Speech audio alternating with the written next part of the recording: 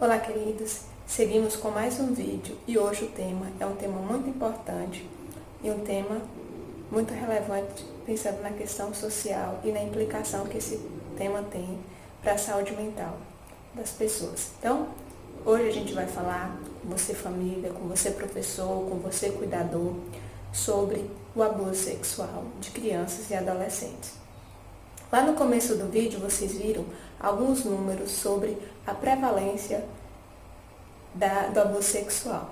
E aí a gente vai pensar, a gente já imagina que são grandes números, isso que o abuso é uma coisa recorrente. Mas se a gente pensar que o abuso é uma prática que muitas vezes fica camuflada, escondida, exatamente porque ela acontece muitas vezes dentro de casa, com pessoas da nossa família, com pessoas da nossa confiança. Então a gente imagina que, e muitas vezes não há uma denúncia daqueles índices, são partes de denúncias. Então, imaginei que esse número é muito, muito maior do que realmente a gente imagina. Então, para a gente entender que o abuso sexual é uma prática muito recorrente, que acontece dentro de casa com pessoas da nossa confiança. E ela acontece às vezes muito mais dentro de casa com pessoas da nossa confiança do que fora de casa. Então a gente precisa conhecer, entender que é algo muito comum e que a gente precisa prevenir. Por quê? Porque o abuso sexual é uma prática que gera marcas para uma vida inteira. Então a gente precisa buscar o máximo prevenir. E se você quer saber como prevenir, fica até o final desse vídeo que a gente vai ensinar para você pai, para você professor, como promover a prevenção do abuso sexual de crianças e adolescentes, ok? Então vamos lá.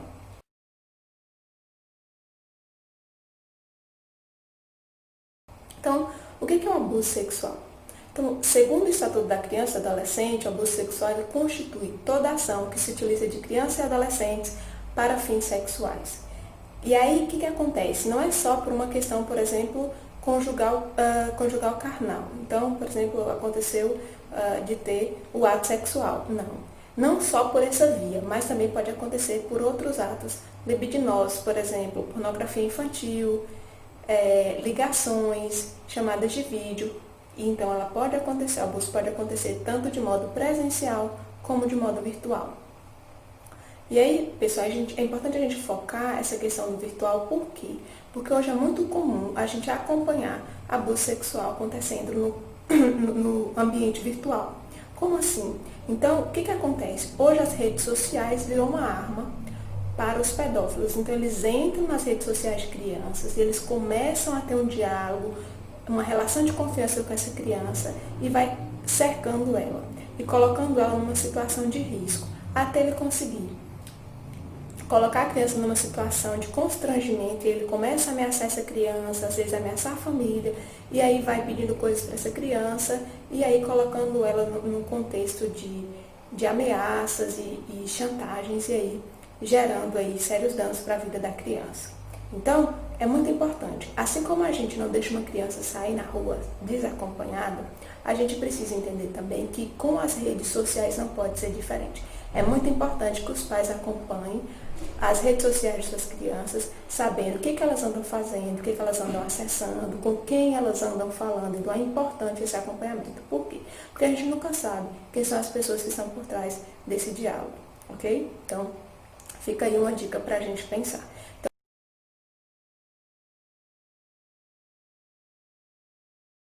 Então, o que é o abuso? Então, quais são os fatores? O que contribui para que esse abuso aconteça? Então, uma das coisas, erotização infantil. O que é isso? É a gente colocar essa criança num contexto onde tenha situações que a criança ainda não está preparada para presenciar, para vivenciar. Então, quando a gente pega uma criança e permite que ela assista um filme com conteúdos que não é próprio para a idade dela, então muitas vezes com conteúdos sexuais que ela ainda não está preparada para isso, a gente está contribuindo para essa erotização, ou seja, dando a ela estímulos que ainda não é próprio para a sua idade. E aí a gente vai começar a ver que a criança, quando ela está no contexto onde contribui para essa erotização, a criança começa a apresentar comportamentos que não é próprio da idade dela, tá? Então a gente tem que ficar atento no que a criança anda assistindo, no que o contexto tem contribuído, porque a gente começa o quê? A quebrar etapas e colocar a criança em um contexto que vai gerar aí comportamentos inadequados, inapropriados, gerando também uma condição de vulnerabilidade para o abuso sexual, ok? O que mais? Abuso de álcool e drogas, também é um fator de risco. Pais e mães ausentes durante o dia, então os pais trabalham o dia todo, a criança ou fica sozinha, ou fica na companhia de um parente, então esse contexto onde os pais estão ausentes pode ser um fator de risco. Ambiente de violência, internet, os avanços promovidos pelas redes sociais, então é isso que eu falei, a gente precisa atentar.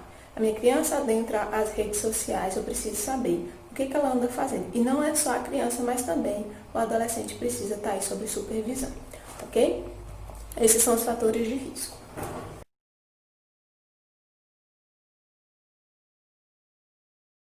Como eu posso identificar? Então, vamos lá, bastante atenção, caneta e papel na mão.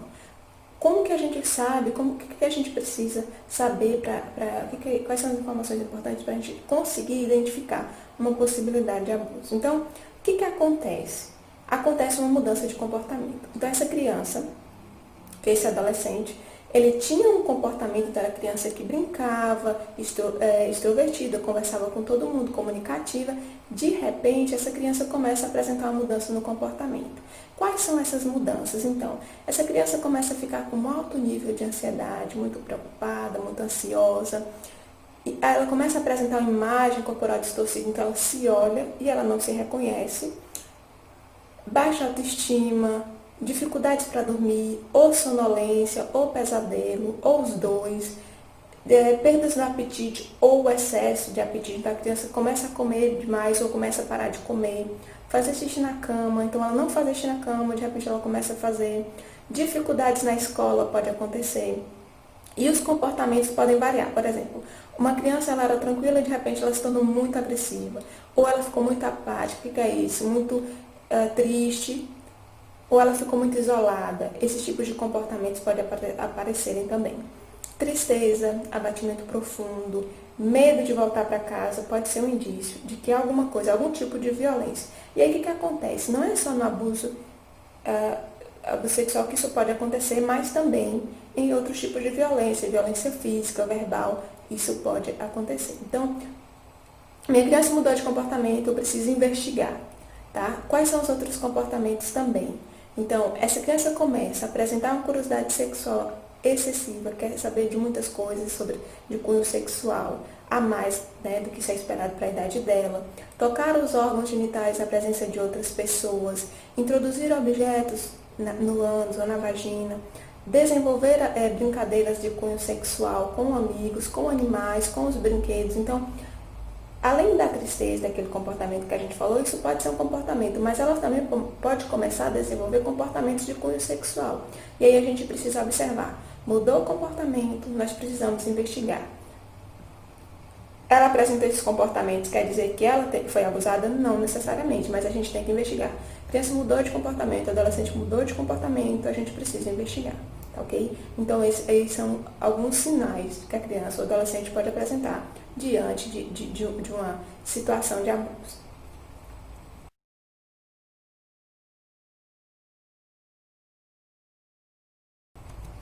E aí, o que acontece? Eu tenho uma suspeita, eu tenho uma denúncia para fazer de abuso. Onde eu posso fazer isso? Então, em caso de suspeita ou confirmação de maus tratos, de qualquer tipo de violência física verbal a criança e adolescente, a gente tem que comunicar ao conselho tutelar da cidade. E aí, quando eu não quero me expor, então eu tenho que fazer denúncia, mas eu não quero me expor, eu vou ligar no Disque 100, fazer uma denúncia anônima.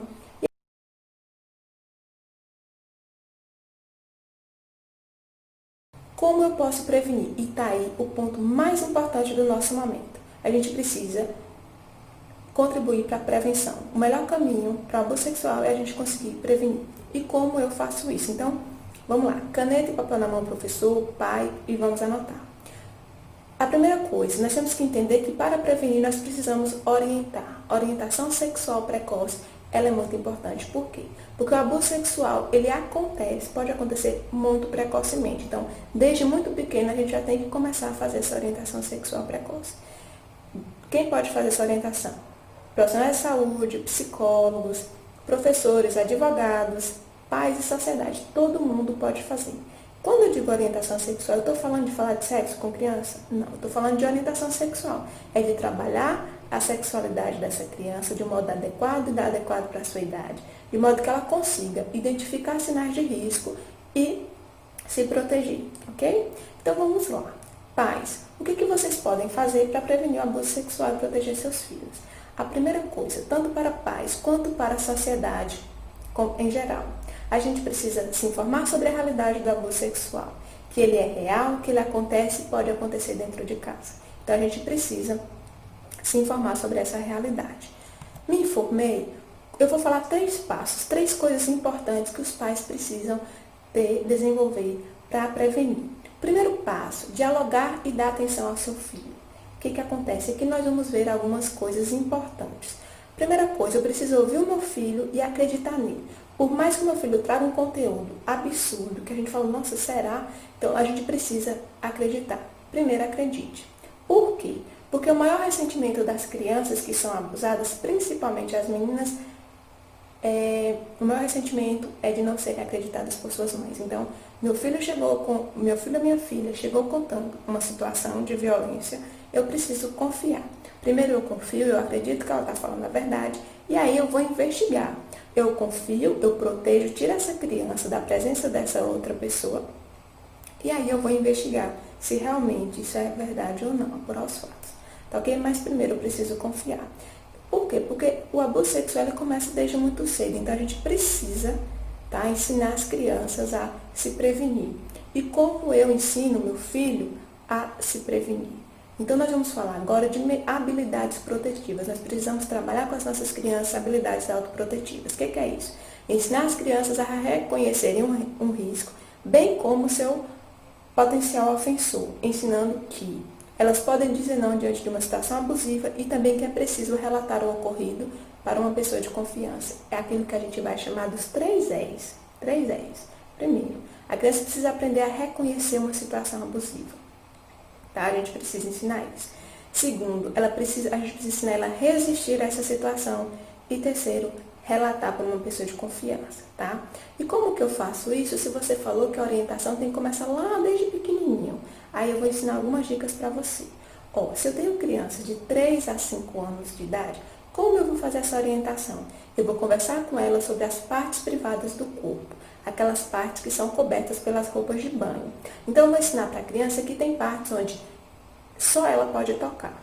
E se alguém tocar aquelas partes, eu preciso contar para alguém de confiança. Tá? Então, a gente precisa ensinar para ela que tem partes que são cobertas, que elas não podem ser tocadas por outra pessoa. E ensinar sobre o toque do bem e do mal. Existe um livrinho chamado Pipo e Fifi, que é um material bem bacana, no próprio site deles tem um material bem bacana, que vai ensinar como a gente trabalhar com a criança o toque do sim e o toque do não, ensinando essa questão do reconhecimento das partes que podem ser tocadas ou não. Porque a partir do momento que a criança identifica que certas áreas outros não podem tocar, quando alguém tocar, ela precisa contar para alguém de confiança. A gente vai ensinando a partir daí que a criança é muito pequena. Criança a partir dos 5 anos, o que eu vou orientar? Eu vou orientar ela sobre sua segurança pessoal e alertá-la sobre as principais situações de risco. É a hora que a gente começa a dizer para a criança, olha, você não pode receber coisas de estranho, você não pode sair com estranhos. A gente começa a falar sobre segurança pessoal.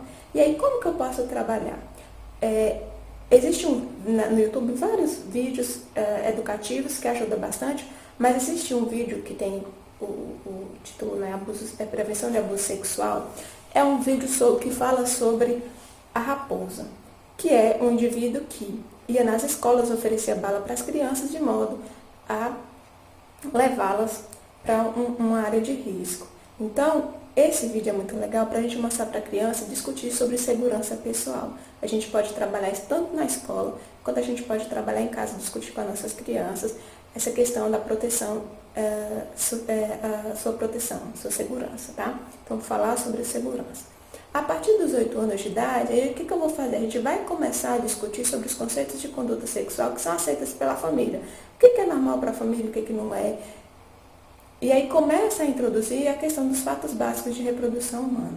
A gente precisa começar a orientar para que essa criança não comece a adentrar experiências que não é própria da idade dela. E a gente precisa falar sobre isso para que essa criança confie e entenda que ela precisa trazer esses conteúdos. E a gente precisa saber orientar da forma correta, ok? Então, tá aí. Aí algumas sugestões de como a gente pode trabalhar, entendendo que os livros, os vídeos são coisas muito importantes porque são ilustrados e a gente vai trabalhar de uma forma lúdica essas questões que são importantes. Então eu preciso ensinar para o meu filho reconhecer o perigo, tá? Resistir ao perigo e relatar para uma pessoa de confiança. Por isso que é importante lá dialogar e dar atenção para o seu filho. Ele precisa entender que ele pode confiar, ok? Então, o primeiro passo é dialogar e dar atenção aos filhos. Segundo passo, construir uma rede de apoio. O que é construir uma rede de apoio? É a gente saber com quem a nossa criança fica. Conhecer bem as pessoas com quem as nossas crianças estão envolvidas na ausência dos pais e dos lares. E entendendo que, assim, a maioria dos casos de abuso ele acontece intra e extrafamiliar e ocorre quando a criança está só, com jovens ou adultos, na própria casa ou na casa de conhecidos. Gente, bastante importante. A maioria dos abusos acontece com pessoas que a gente conhece, que a gente confia. Então, o que acontece? Basta só eu confiar na pessoa? Não, gente. Tem que ficar sempre atenta. Qual é o interesse dessa pessoa de aproximar da minha família? Quem é essa pessoa que fica com meu filho? Eu preciso saber os valores, eu preciso tomar muito cuidado. Por quê? Qual é o perfil do abusador? O abusador é uma pessoa que é muito inteligente e que ela vai adentrar a nossa casa, vai entrar de tal forma que a gente confia, é uma pessoa que a gente nunca imagina, porque é uma pessoa que nos passa confiança, nos passa segurança. Ele articula, né? Ele articula toda a situação para que ele consiga ficar só com a criança e aproveitar. E é uma pessoa que a gente olha e fala, poxa, eu nunca acreditava que essa pessoa faria isso. Então a gente precisa estar atento com quem a gente deixa as nossas crianças. Então, segundo ponto, construir uma rede de apoio. E o terceiro, criar vínculos de amor. Crianças bem tratadas, que vivem no ambiente de confiança e segurança, elas vão se sentir dignas, elas vão ter, por exemplo, condições de, por exemplo, se essa criança se sente amada, compreendida dentro dessa casa, se acontecer alguma coisa, ela vai ter confiança de chegar e contar, ela vai se sentir acolhida e amada e reparar caso um possível evento venha acontecer. Então, precisa trabalhar isso, então dialogar e dar orientação. Dar atenção aos filhos, que seria a orientação, construir uma rede de apoio, saber com quem o filho fica e criar vínculos de amor. São os 3 passos importantes para a gente trabalhar a prevenção dentro de casa, principalmente nesse período de quarentena.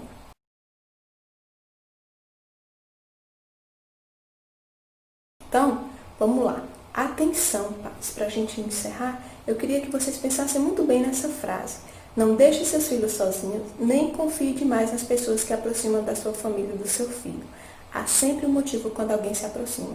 E é muito importante que a gente saiba que motivo é esse. Então, tem alguém que aproxima da família, tem um amigo muito próximo, que quer um vínculo muito grande com meus filhos, atende. Qual é a intenção dessa pessoa? A gente nunca sabe, tá ok? Pessoal, é isso. Eu queria agradecer a presença e dizer, caso vocês tenham dúvidas, mande pra gente, através das redes sociais, as suas dúvidas, para que a gente possa estar ajudando e nos unindo em prol dessa causa, tá? Então, dúvidas sobre o tema, nos mande, que a gente vai estar fazendo outros vídeos para esclarecer, ok? Um forte abraço a vocês.